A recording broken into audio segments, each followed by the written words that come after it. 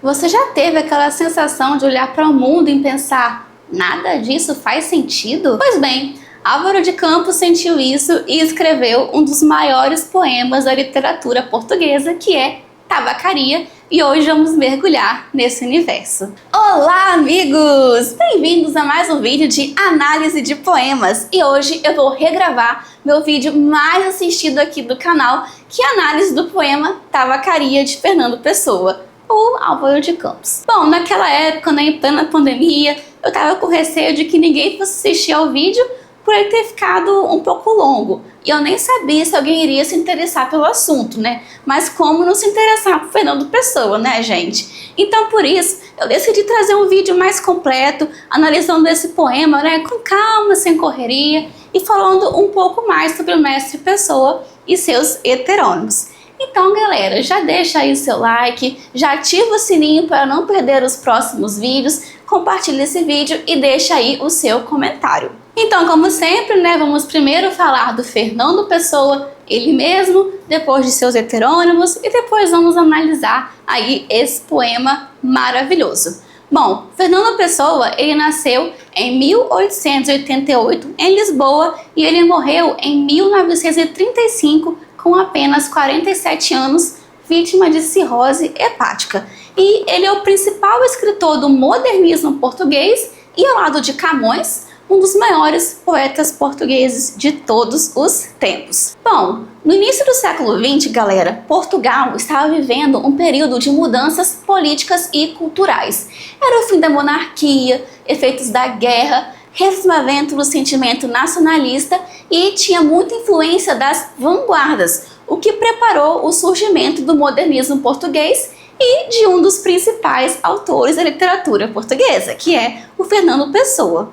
Então, com todo esse cenário político, o modernismo português ele surgiu em 1915 com a publicação da revista Orfeu, da qual Fernando Pessoa teve participação. E essa revista ela era trimestral e foi o resultado da convivência de jovens artistas que se reuniam nos cafés de Lisboa e procuravam aí revolucionar e atualizar a cultura portuguesa. E dentre esses, né, além de Fernando Pessoa, a gente pode citar o Mário de Sá Carneiro, Amado Negreiros, Luís de Montavos e até o brasileiro Ronald de Carvalho, que ele foi aí um escritor diplomata que teve importante atuação durante a Semana de Arte Moderna de 1922. Então, Fernando Pessoa ele estava inserido aí nesse contexto do modernismo português. E Fernando Pessoa, ele não escreveu apenas poemas, mas ele também escreveu contos, ensaios e textos dramáticos, como O Marinheiro. Só que foi na poesia que Fernando Pessoa chamou mais atenção e ele ganhou destaque por introduzir o conceito dos heterônimos, que não é a mesma coisa que pseudônimo, tá, gente? Pseudônimo é quando o autor ele não quer ser identificado, então ele assina uma obra com nome fictício, que ele inventou. Isso daí é o pseudônimo. Já o heterônimo não é apenas um pseudônimo, é uma personalidade diferente. É como se fosse outra pessoa que existisse e que estivesse publicando as obras de Fernando Pessoa. Então, o Fernando Pessoa, ele foi um criador de escritores. Ele era conhecido como caleidoscópio, né? Porque tinha várias personalidades, várias identidades. E todos esses escritores que o Fernando Pessoa criou, eles tinham biografia, traços físicos, profissão e estilo de escrita próprios. E estima-se aí que ele criou mais de 70 heterônimos, só que alguns foram apenas esboçados e outros semi-desenvolvidos. E cada heterônimo escrevia sobre um assunto diferente. Aí você imagina, gente, uma pessoa ser tão genial a ponto de criar outras pessoas, outros escritores com vida própria, né? É muito difícil, gente, fazer isso. E além disso tudo, né, os heterônimos de Fernando Pessoa, eles trocavam cartas entre si, gente. Eles conversavam. Dentre esses mais de 70 heterônimos, 3 deles se destacam, que são chamados de heterônimos perfeitos, né? Ou seja, que tem toda a sua biografia bem construída, delineada, uma personalidade bem delimitada. E esses três são o Alberto Caeiro, o Ricardo Reis e o Álvaro de Campos. Só que além desses três, nós também podemos citar outros heterônimos que foram bem construídos, como Bernardo Soares, Coelho Pacheco e Alexander Surt. E é claro, né, que a gente não pode se esquecer do Fernando Pessoa, ele mesmo, que era quando o Fernando Pessoa assinava com o seu próprio nome. Sim, gente, era Fernando Pessoa, ele mesmo, para diferenciar dos seus heterônimos. E aí a gente pode ficar naquele questionamento, né? Mas por que Fernando Pessoa criou heterônimos? Por que ele não assinou só com o seu nome mesmo? E aí, né, para achar a resposta dessa pergunta, a gente pode se basear nos próprios heterônimos, né? Que o Álvaro de Campos, no poema Sentir Tudo de Todas as Maneiras, ele escreveu alguns versos que nos ajudam a responder a essa pergunta. Nesse trecho, ele fala assim: multipliquei-me para sentir, para me sentir, precisei sentir tudo, transbordei, não fiz senão extravasar-me, despi-me, entreguei-me, e há em cada canto da minha alma um altar a um Deus diferente. Então, tá aí a nossa resposta, né? Porque ele sentia tudo de todas as maneiras, ele precisava escrever sobre esses sentimentos. E também, em 1935, o Fernando Pessoa, ele escreveu uma carta ao poeta Casais Monteiro, né? Porque Casais Monteiro tinha perguntado para Fernando Pessoa o que era a heteronímia. E aí, em resumo, né, Fernando Pessoa explicou o conceito de heterônimos e falou também que ele não queria publicar somente sobre um assunto. Por exemplo, o Fernando Pessoa, ele mesmo, gostava de publicar mais sobre coisas da nacionalidade portuguesa, porque ele vivia no modernismo, quando eu falei, né, quebrando padrões. Então, as obras do Fernando Pessoa, ele mesmo, tinham um cunho mais nacionalista, né, manifestavam um certo saudosismo da infância também. Só que ele não queria escrever somente sobre esses temas de nacionalismo, de infância. Ele também queria escrever sobre política, literatura, religião, só que ele achava que se ele próprio escrever sobre vários assuntos diferentes, né, assinando com seu nome, as pessoas o achariam contraditório, né? Então ele queria que cada heterônimo focasse em um assunto diferente que ele gostaria de escrever. E na parte de uma carta, ele escreveu assim: aí, por 1912, veio uma ideia escrever uns poemas de índole pagã. Esbocei umas coisas em verso irregular e abandonei o caso. Esboçara-me, contudo, uma penumbra mal urdida, um vago retrato da pessoa que estava a fazer aquilo. Tinha nascido, sem que eu soubesse, o Ricardo Reis. E essa ideia de heterônimos me faz lembrar muito de um filme que se chama Fragmentado, que faz parte de uma trilogia. Não sei se já assistiram, mas eu recomendo fortíssimo. E esse filme Fragmentado conta a história de Kevin, que é uma pessoa com transtorno dissociativo de identidade, que ele alterna entre 23 personalidades diferentes. E o próprio Fernando Pessoa falava que sentia que dentro dele havia mais de uma pessoa, que ele se sentia fragmentado.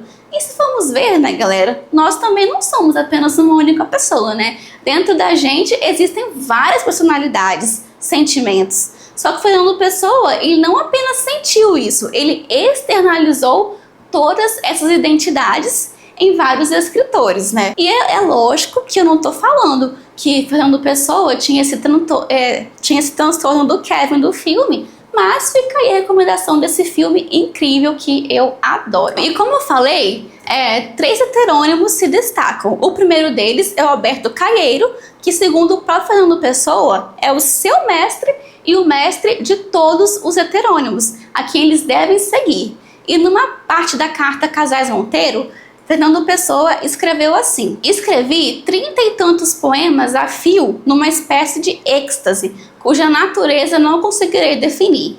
Abri com o título O Guardador de Rebanhos, e o que se seguiu foi o aparecimento de alguém em mim, a quem dei desde logo o nome de Alberto Caeiro.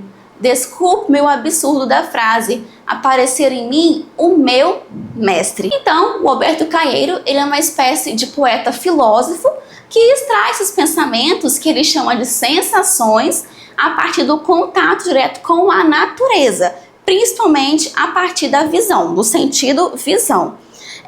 Ele acredita que o homem complicou demais a vida com metafísica, com teorias científicas e religiosas, né? Então, por isso, ele defende a simplicidade da vida e viva apenas o presente, sem idealizações, vendo o real como ele é, sem mistério.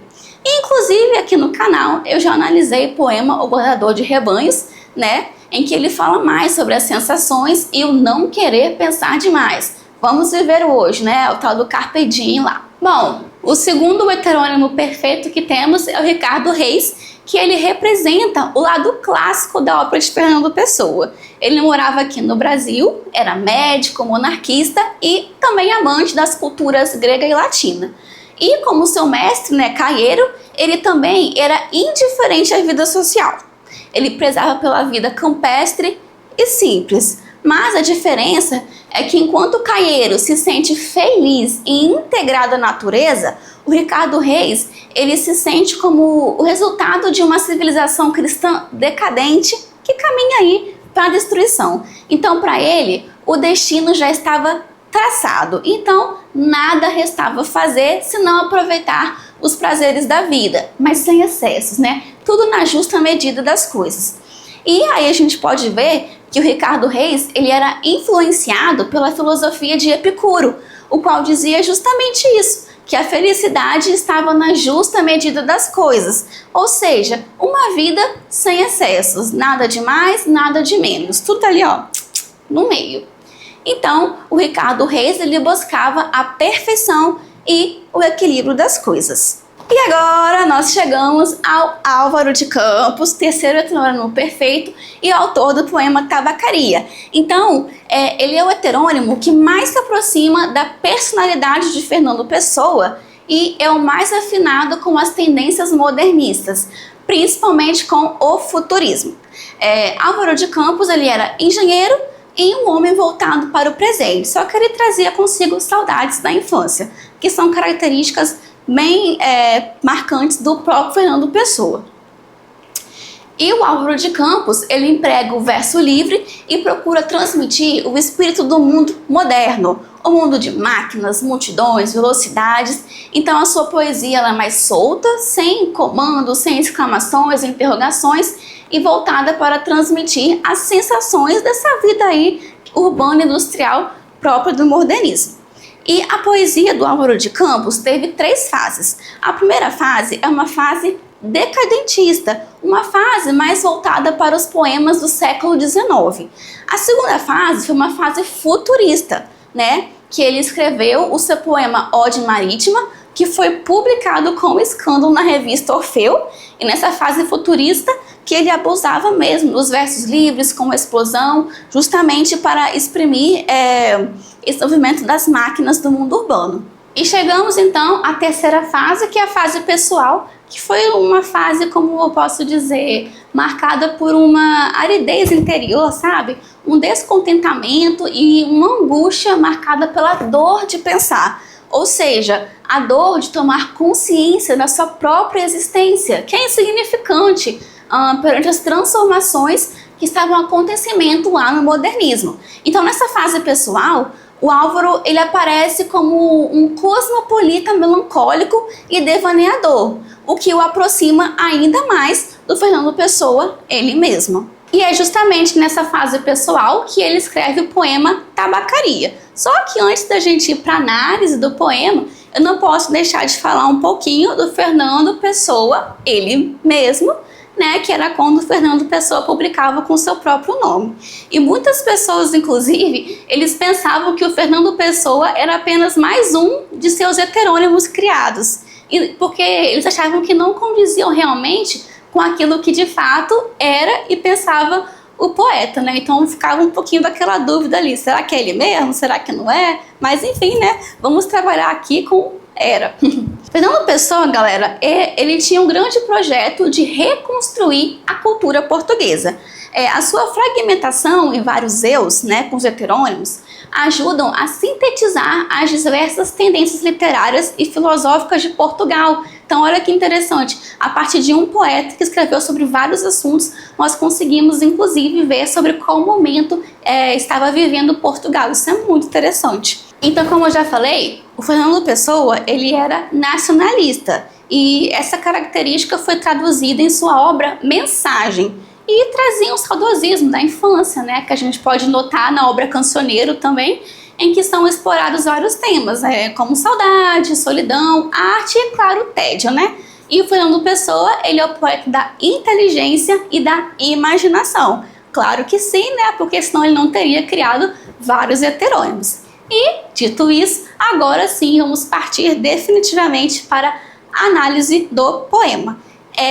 E alguns trechos que eu analisei naquele primeiro vídeo, eu não vou analisar nesse para eu poder focar em outros pedaços, né, pra gente poder aproveitar aqui o tempo de vídeo, tá bom? Bom, galera, o primeiro contato que eu tive com esse poema foi lá no meu ensino médio, e eu lembro que quando eu li, eu fiquei encantada com ele, né? Eu não tive acesso ao poema completo, né? No livro colocou só alguns trechos, mas eu fiquei encantada, né? Só que eu não tinha entendido muito bem o que ele estava falando. Então, o meu professor, né, com aquela sua função de mediador, foi explicando, né, as nuances do poema, e eu acabei me apaixonando pela escrita de Fernando Pessoa.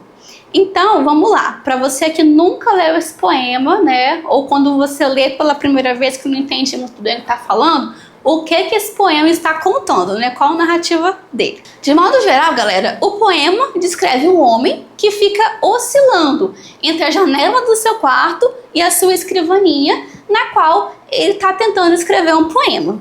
Aí, quando ele vai até a janela do seu quarto, ele vê a tabacaria que fica ali do outro lado da sua rua. E a partir disso, ele começa a divagar sobre o sentido da vida, sobre a consciência de existir, né, nesse mundo que não faz sentido e de ter uma vida aí fracassada. Então vamos lá, levando em consideração, né, que esse poema pertence à sua terceira fase, né, aquela fase pessoal de aridez interior, ele já começa o poema declarando o seu pessimismo, o seu fracasso na vida, que a gente lê assim: não sou nada, nunca serei nada, não posso querer ser nada. A parte disso, tem em mim todos os sonhos do mundo. E nesse poema, né, nós vemos um anseio do eu lírico em saber, em conhecer a verdade. Só que ele se depara com essa impossibilidade do conhecimento das coisas pela via intelectual, né, galera? Ou religiosa. E então é nas sensações que está a possibilidade do conhecimento e da apreensão da verdade, da realidade. Então, assim como outros poemas que analisamos aqui no canal, como aquele A Máquina do Mundo, se vocês não viram, vale a pena assistir, e também aquele poema Cismas do Destino, nós vemos uma pessoa querendo desvendar os mistérios da vida, o que está por trás da vida. Só que em Tabacaria, o eu lírico, ele se entrega à angústia de existir, ele se questiona, ele sente. Aí tem um trecho que ele, no começo do poema, que ele fala assim: janelas do meu quarto de um dos milhões do mundo que ninguém sabe quem é. E se soubessem quem é, o que saberiam? Dais para o mistério de uma rua cruzada constantemente por gente, para uma rua inacessível a todos os pensamentos, real, impossivelmente real, certa, desconhecidamente certa, com o mistério das coisas por baixo das pedras e dos seres, com a morte a pôr umidade nas paredes e cabelos brancos nos homens, com o destino a conduzir a carroça de tudo pela estrada de nada. Então nesse trecho, né, quando ele vai até a janela e começa a observar o movimento da rua, ele percebe a sua insignificância, que ele é apenas mais uma pessoa dentre outras, que ninguém daria sua falta, né? Ele fala: janela do meu quarto, de um do quarto de vários outros que existem no mundo, né? Que ninguém vai saber quem que é o meu. E com isso também, ele percebe que as pessoas que passam, elas vivem tão concentradas em suas correrias cotidianas, nos seus problemas, que acabam não percebendo que a vida vai passando, que a morte vai chegando, né? Como ele fala nos dois últimos versos lidos, né? Que a morte está vindo por umidade, nos cabelos brancos e tal, Ou seja, a gente tá na correria, né? Não tem tempo para nada. A gente tá indo, a vida tá passando, e quando a gente vai ver, a vida passou. E a gente não aproveitou, a gente não fez nada. Então ele fala isso. E na próxima estrofe, dessa que a gente leu, ele até fala assim: estou hoje vencido, como se soubesse a verdade. Ou seja, ele já cansou de correr contra o tempo, ele já aceitou que a vida é só isso mesmo, né? Ele cansou de tentar descobrir qual que é esse sentido da vida, qual que é esse mistério da vida. E naquele outro vídeo que eu fiz, eu tinha citado o termo flâner, né? Que é um termo francês que significa andarilho, ansioso, passeador e até vadio. E esse termo, né, de flâner, eu não devo estar falando certo, ele foi inventado por Charles Baudelaire e ele se refere a alguém que observa a cidade e experimenta um verdadeiro passeio, não só fisicamente, mas também um passeio filosófico e uma forma de ver e sentir as coisas. Esse flâner, ele é um ponto de crítica ao capitalismo, pois é uma pessoa que não se adequa ao sistema. Então o flâner é um elemento de resistência ao progresso. É tudo aquilo que resta de um passado que o capitalismo destruiu, né? Que aí a gente vai lembrar nesse contexto de modernismo, de movimentos e tal. E as pessoas flâner, né? Eles se questionam, imaginam a vida daqueles que passam por eles, construindo narrativas para elas, que é o que o Fernando Pessoa faz, né? Ele vai até a janela, vê as pessoas passando na rua e começa a imaginar sobre elas. Os flâner, eles bisbilhotam conversas, eles observam como as pessoas se vestem, quais são os novos produtos e lojas, mas não é para comprar nada não, é só para refletir sobre eles como partes importantes de uma totalidade do que é o ser humano. Para Edgar Allan Poe, inclusive, o flâner é alguém que não se sente seguro em sua própria sociedade, por isso ele busca a multidão. Então o flâner é um homem que caminha entre a multidão, mas não pertence à multidão.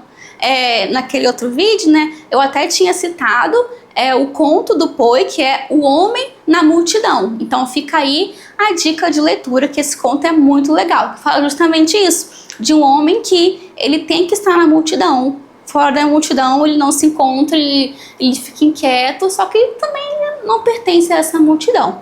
E aí, no poema Tabacaria, o eu lírico, ele faz justamente esse papel de flâner, né? Da janela do seu quarto, ele fica observando as pessoas que passam na rua e na tabacaria, tentando imaginar o que elas estão fazendo. Então, galera, no fim das contas, o flâner é um belo de um fofoqueiro filosófico e literário que fica aí observando todo mundo e dando palpite. E ainda sobre esse tema de flâner, né, lá pro meio do poema, o eu lírico até comenta sobre essa questão de ficar observando as pessoas. Ele fala assim, ó: chego à janela e vejo a rua com uma nitidez absoluta. Vejo as lojas, vejo os passeios, vejo os carros que passam, vejo os entes vivos vestidos que se cruzam, vejo os cães que também existem, e tudo isso me pesa como uma condenação ao degredo, e tudo isso é estrangeiro, como tudo. Então nessa parte a gente pode ver justamente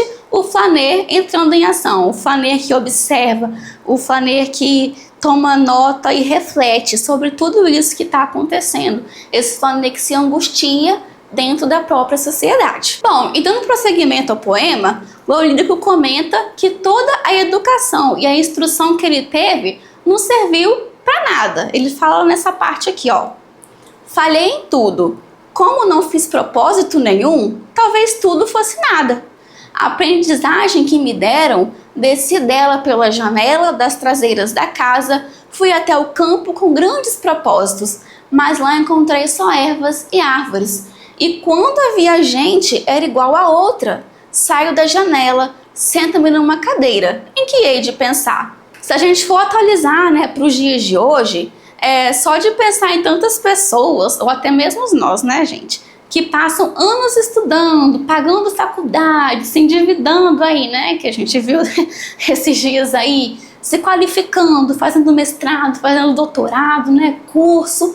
Só que aí quando chega no mercado de trabalho, não consegue emprego. Ou às vezes a gente tem alguma ideia inovadora, a gente fala, nossa, que ideia legal, vou pôr em prática. Aí quando vai ver, essa ideia já foi pensada por alguém. E aí você vai sempre ficando para trás. Porque a questão do mercado de trabalho, né? A gente sai da faculdade, aí eles pedem experiência. Como você vai ter experiência, ninguém te dá experiência. Então é um loop meio infinito, né? E o lírico, ele comenta justamente sobre isso na próxima estrofe, que ele fala assim, ó: que sei eu do que serei, eu que não sei o que sou, ser o que penso, mas penso ser tanta coisa, e há tantos que pensam ser a mesma coisa que não pode haver tantos. Gênio? Neste momento, 100.000 cérebros se concebem em sonhos gênios como eu. E a história não marcará, quem sabe, nenhum. Nem haverá senão estrume de tantas conquistas futuras. Não, não creio em mim. Em todos os manicômios há doidos malucos com tantas certezas. Eu, que não tenho certeza nenhuma, sou mais certo ou menos certo? Não, nem em mim. Ou seja, galera, já tem tanta gente fazendo o que eu faço que eu sou descartável, que eu sou só mais um, só mais um número. Inclusive, isso tem um argumento, né, de algumas empresas para explorar os funcionários, né, que eles falam assim, você está reclamando do seu salário, está reclamando do serviço, eu já tenho para pôr no seu lugar, né, então E a gente vai vivendo, né, nessa angústia, nessa correria e nessa anulação. E nessa mesma estrofe que eu li, ele complementa e fala assim, ó: o mundo é para quem nasce para o conquistar, e não para quem sonha que pode conquistá-lo, ainda que tenha razão.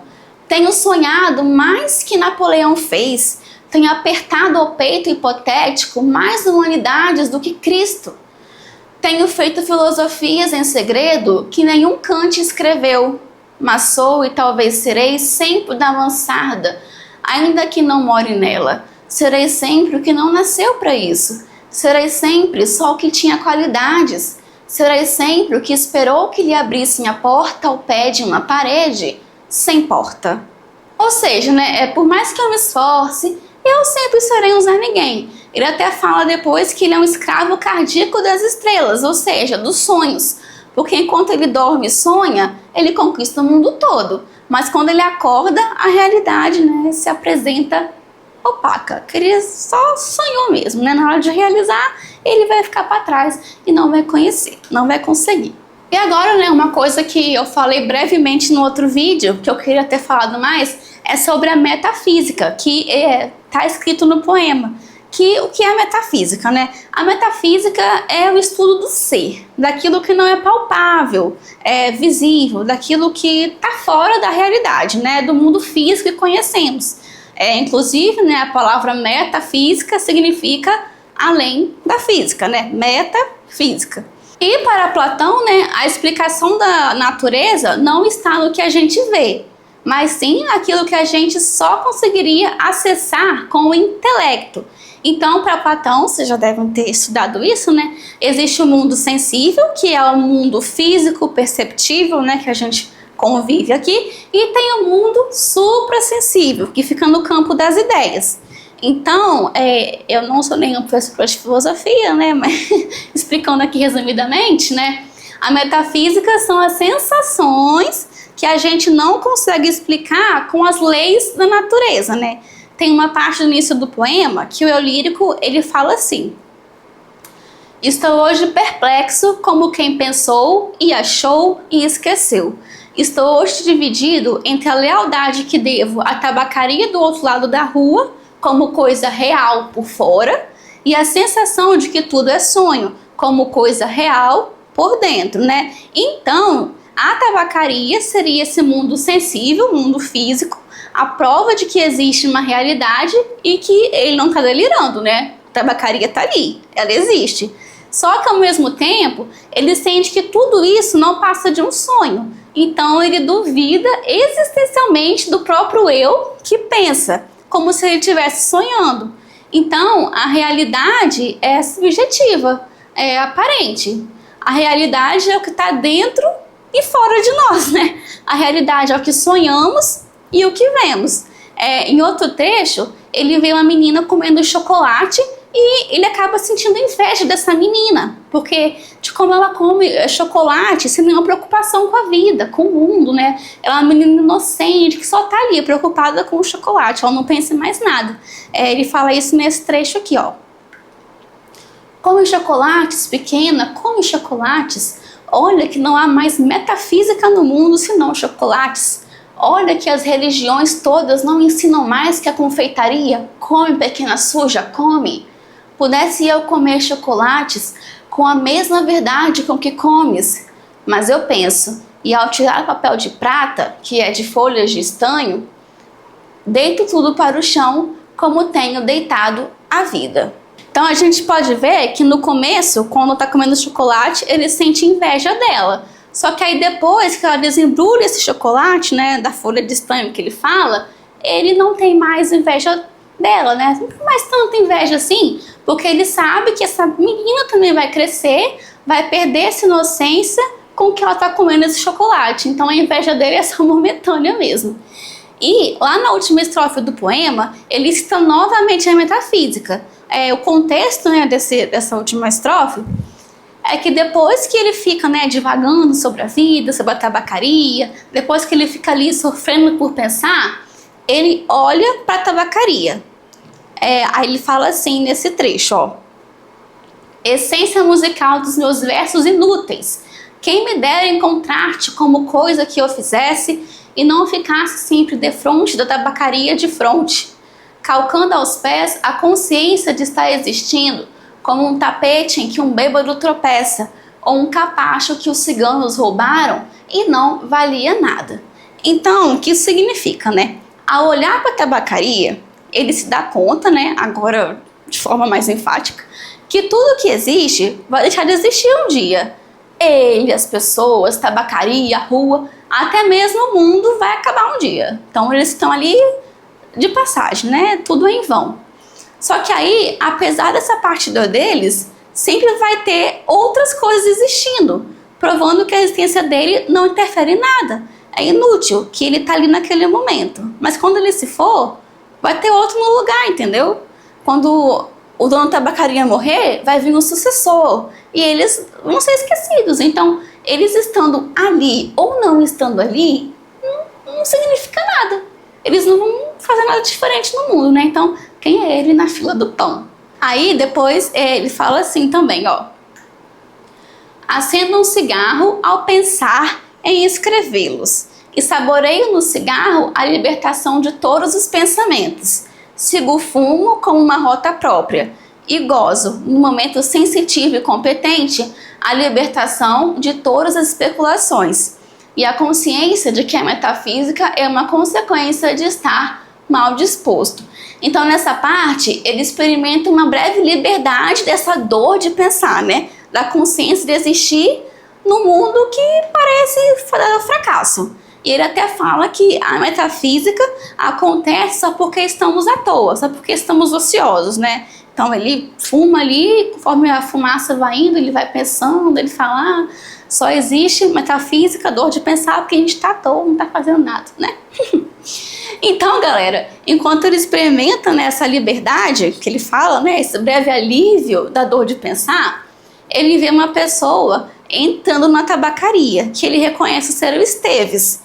E aqui há um jogo de palavras, que ele diz assim, ó, conheço, é o Esteves sem metafísica. Ou seja, né, se a gente for conjugar a palavra Esteves, fica tu Esteves. Então fica, conheço, é o tu Esteves sem metafísica. Ou seja, liberto das angústias, da tristeza da vida.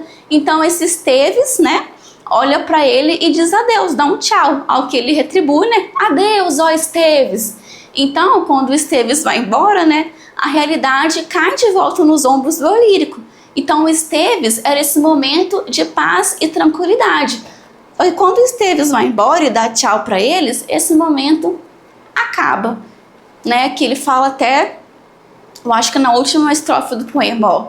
O homem saiu da tabacaria, metendo troco na algibeira das calças. Conheço, é o Esteves sem metafísica.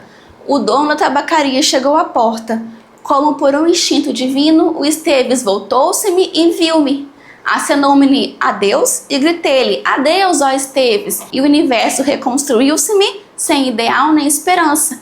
E o dono da tabacaria sorriu. Quando o Esteves vai embora, esse momento de paz que ele estava, né, sem a metafísica toda, acaba e a realidade pesada cai nos ombros dele e ele volta com essa dor de pensar novamente. E no fim, galera, esse poema, né, Tabacaria, nos lembra que nós estamos sempre oscilando entre o que vemos e o que sentimos. E muitas vezes essa dúvida sobre a vida nos acompanha para sempre, né? A gente fica tipo meio triste, como o eu lírico. Bom, pessoal, eu espero que essa análise tenha ajudado vocês a entender um pouquinho mais sobre esse poema que eu gosto tanto e também sobre a genialidade de Fernando Pessoa e seus heterônimos.